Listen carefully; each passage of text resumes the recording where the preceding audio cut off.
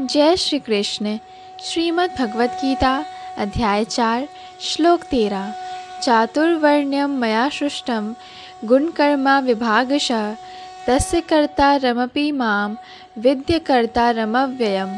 प्रकृति के तीनों गुणों और उनसे संबद्ध कर्मों के अनुसार मेरे द्वारा मानव समाज के 4 विभाग रचे गए।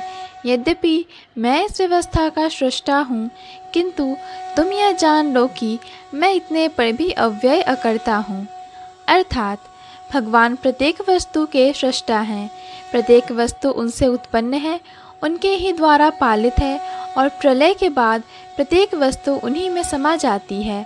अतः वे ही वर्णाश्रम व्यवस्था के सृष्टा हैं, जिसमें सर्वप्रथम बुद्धिमान मनुष्यों का वर्ग आता है, जो सतोगुणी होने के कारण ब्राह्मण कहलाते हैं।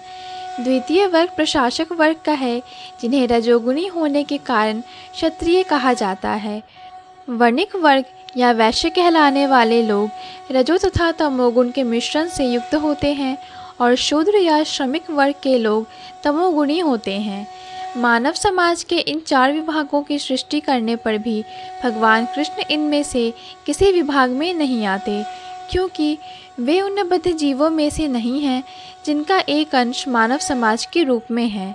मानव समाज भी किसी अन्य पशु समाज के तुल्य है, किंतु मनुष्यों को पशु स्तर से ऊपर उठाने के लिए ही उपयुक्त वर्णाश्रम की रचना की गई, जिससे क्रमिक रूप से कृष्ण भावनामृत विकसित हो सके।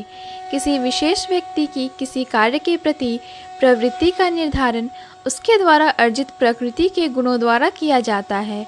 गुणों के अनुसार जीवन के लक्षणों का वर्णन इस ग्रंथ के 18वें अध्याय में हुआ है, किंतु कृष्ण भावना भावित व्यक्ति ब्राह्मण से भी बढ़कर होता है। यद्यपि गुण के अनुसार ब्राह्मण को ब्रह्म या परम सत्य के विषय में ज्ञान होना चाहिए, किंतु उनमें से अधिकांश भगवान कृष्ण के निर्विशेष ब्रह्म स्वरूप को ही प्राप्त कर पाते हैं।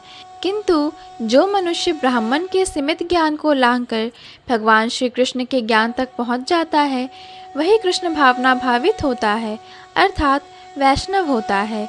कृष्ण भावनामृत में कृष्ण के विभिन्न अंशों यथा राम, नृसिंह, वरा आदि का ज्ञान सम्मिलित रहता है।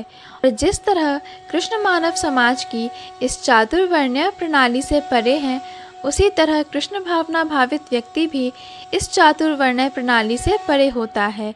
चाहे हम इसे जाति का विभाग कहें, चाहे राष्ट्र अथवा संप्रदाय का। जय श्री कृष्ण।